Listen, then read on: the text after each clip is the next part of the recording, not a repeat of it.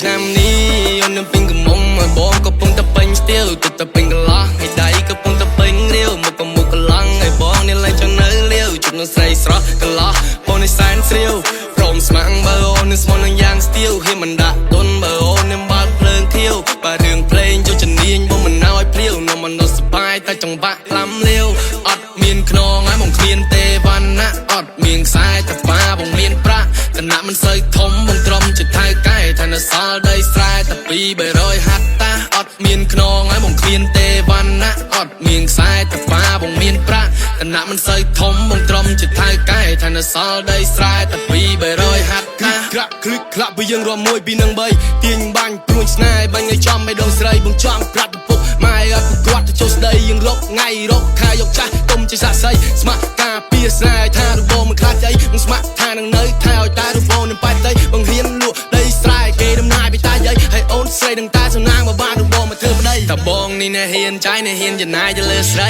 គ្នាបងជាអ្នករៀនរ៉ាប់សារីថ្មីហើយបងជាអ្នកសម្បូរសម្បត្តិលុយសល់តាំងពីជំនាន់យាយឯមាសបិចកែវកងថាបងមិនខ្វះអីសម្បូរនឹងប្រាប់ពីគោបំណងចាំបងនៅលោកលៃអញ្ចឹងបានលុយរឿងមួយក៏ឡាមវាឡាមក2 3មិនណៅនាងមានផលរំខានសម្បូរនឹងកុំភ័យបេះដូងមកមានតែកលយ៉ាងណាស្នេហ៍យ៉ាងជោគជ័យ